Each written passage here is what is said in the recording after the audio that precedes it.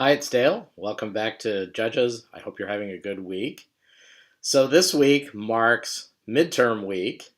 Um, I don't know what I would compare that to. I guess we have restaurant week here in San Jose. I don't know if midterm week is nearly as fun as restaurant week. But in any event, what this means is hopefully your readings will be a little bit easier and your video watching a little bit shorter this week in order to give you some more time to work on your midterm exam. So, if for some reason you find you have extra time this week, start diving in to the reading for the following week because suddenly it gets a lot more lengthy and a little more complicated. But we have the great story of Samson coming up, one that many people are familiar with, perhaps maybe the most well known story in the book of Judges. So it's longer, there's more to do there, but this week is primarily for midterm. Anyway, I did want to make some remarks about Judges 10 through 12, which we have this week. And the center and most captivating story is the story of Jephthah and his daughter. And this might be a story that you're familiar with. It might be a story that was skipped in Sunday school if you went through and grew up in the church, because it has some unpleasant complications in it. And it's a story about, particularly focused on women or a woman, and that's why I brought in the text from Phyllis Tribble. So Phyllis Tribble wrote a book called Text of Terror, and basically talks about how the women in the book of Judges are really terrorized. So I wanted at least for you to get a taste of what she has to say about that story, um, how a feminist critic would look at Judges, and I think it's a well done chapter and provokes some interesting questions. So take a look at that. Um, I will say chapter 10 starts off with the story of a couple of judges that get skipped over very easily. So I even noted them in the syllabus just for fun. One is Tola and one is Yair. And Tola, I think, gets 2 verses, and Yair gets 3 verses. And we might just, excuse me, skip over those 2 judges, thinking, well, they must be, inconsequential. Let's get back to the real stories of what's going on. But to me, those 2 judges are not necessarily inconsequential. We don't hear anything about them really, except that they did their job. They actually judged. And I think it gives us a clue that the judge system, it can work okay. It can potentially work okay. And I think Deborah is sort of the model here. She shows that a judge, somebody who's knowledgeable in the law, respected by the Israelites, can indeed administer justice in Israel. So the system can work, but we get to read about all of perhaps the exceptions to the system, or where the system was problematic or broke down, or where we wonder whether justice is really being done in this situation. So just wanted to point out that those 2 judges exist there as well. Another interesting parallel, I guess you would call them, or link in this particular passage, starts with Judges 10:15. And Yahweh more or less tells Israel that, you know what, I'm done with you. I really don't care about your problems anymore. You people are on your own. And the Israelites say to Yahweh, we have sinned, do whatever to us, seems good to you, but please deliver us today. We don't care what happens after this, but we're in the middle of a big problem. So we'll take whatever punishment we have coming to us, but please help us. And Yahweh doesn't directly answer this, although Jephthah comes along and does seem to, at least temporarily, as all the judges do, deliver Israel. So Israel kind of bargains with God a little bit. They say, if you save us, we're ready to, serve you, take our punishment, and do whatever it is that you need for us to do. And Jephthah, at an individual level, is also somebody that bargains with God.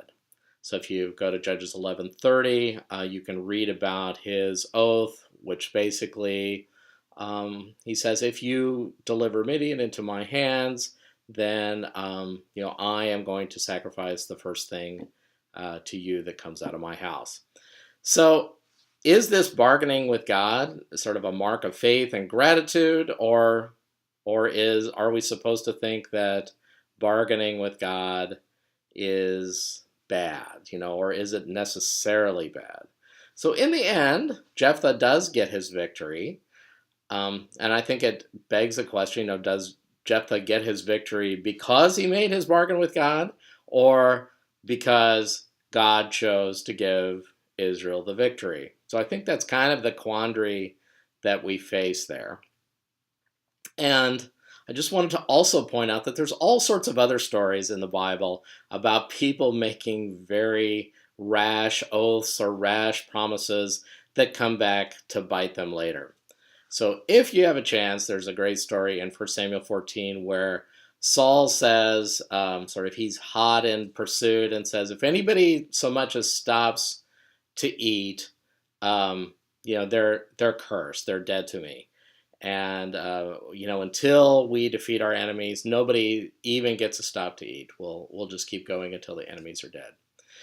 And his son Jonathan doesn't abide by that oath. He actually takes a stick and he dips it into a little bit of honey, and he says, "Hey, this is really a great energizer for me. Actually, we should all do this, and we would have some energy for defeating our enemies, the Philistines." And then later it boils down to Saul finds out that Jonathan, in fact, ate, and he promised what I would say is basically a death curse on anybody who would stop to eat. And here the Israelites intervene and they say, Saul, get real here. This is a crazy promise. And they talk him out of it, and it seems perfectly fine. Now, maybe you could argue that, well, that wasn't exactly an oath, or, maybe he didn't promise death, but still, there seemed to be a big controversy about it, and the Israelites had to intervene. Saul later on promises his daughter, so this is sort of an Oxa type story, promises his daughter to whoever will win the battle with the Philistines, and David ends up winning the daughter. But the story sort of does not go well after that. So we kind of wonder, maybe that wasn't such a great idea, making this rash promise. And I was just today having a discussion with somebody on email, one of the class participants, about the story of Herod in the book of Mark. So if you recall the story, Herod is so pleased with his with his stepdaughter / niece, and the dance that she's been doing, that she says, I'll give you half of my kingdom, whatever you ask. And she ends up asking for the head of John the Baptist on a plate. So we have another instance of somebody making a rash promise, and somebody who is killed, somebody innocent who is killed as a result of this sort of crazy deal with God or with other people, or just promises that people make in general.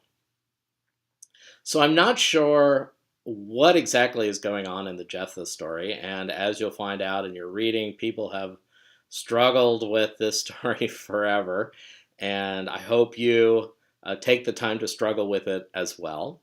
So, is this what's going on in the Jephthah story? Is he worried about God's judgment if he doesn't go through with his oath? Or is he afraid of embarrassment, that this is something not honorable? So I think the text is unclear, but it does, again, this gap, if you will, invites us to be interpreters. It is, I think, God's way of inviting us into the text and struggling with it and figuring out what it is that we think about it. So also, I know this is probably easy to overlook, especially when you have a lot to do, but don't overlook the intertribal disputes that are at the end of this passage, because they seem a bit worse than the stories that come from the sort of Gideon hot pursuit stories. And I think this is something to watch for in the text when the tribes start fighting each other. So not so much when Israel is fighting against foreign kings or the Canaanites, but when Israelites start fighting each other, I think is what the author of the Judges points to as a really serious breakdown in society. And eventually, and spoiler alert here, this completely explodes at the end of the book. So we see, I would argue, a solid kind of path of deterioration in this regard. So I know the last thing you're looking for are more questions to write on, but we'll still do our posting this week. And I wanted to give you some things to possibly write about. And the first question is, why do you think commentators have worked so hard to argue that Jephthah really didn't sacrifice his daughter? So if you haven't done the reading yet, you will learn that people have tried very hard to argue that Jephthah didn't go through with his vow, and that something else, and they have a variety of ideas about what that something else is, but something else happened, and surely he didn't really do that, did he? And so people have tried to come up with ways to read the text that say that he didn't do it. And there's more about this in your commentary and in your reading for this week. But my question really is, why do people want to argue that way? Why do they want to, quote unquote, save Jephthah from himself, in a sense? Why do they try to argue this? I don't know. So give that some thought. The second question is a little more personal, second option, I should say. Have you ever bargained with God?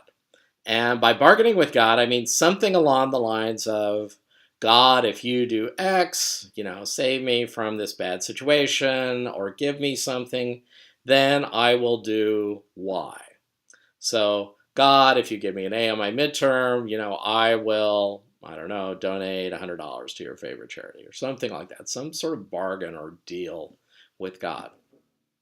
And if you have, maybe something, I don't know, maybe don't dig back too far into childhood, because I think kids sort of can tend to look at God this way. But if you've done that and you want to talk about it, tell me how it turned out, or tell all of us how it turned out.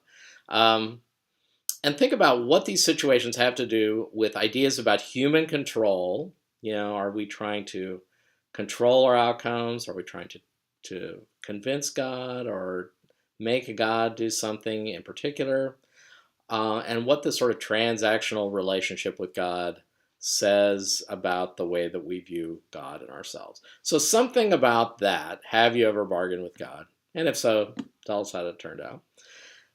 And option 3 is, do you think Jephthah blames the victim in this story? So look carefully at what Jephthah says when his daughter walks out of the house. And I don't know, just give me your opinion. Do you think he's sort of trying to blame his daughter for his situation? And you can look at the Tribble chapter. That might help you discern what's going on there. So those are a few things you can choose to write about this week, but concentrate on your midterms. Good luck on those. Again, feel free to collaborate with your fellow Judges participants. I don't mind that a bit. It's an open exam, and do what you need to do to get that done. So take care. Hope things are going well. Thanks again for being in our class. Talk to you soon.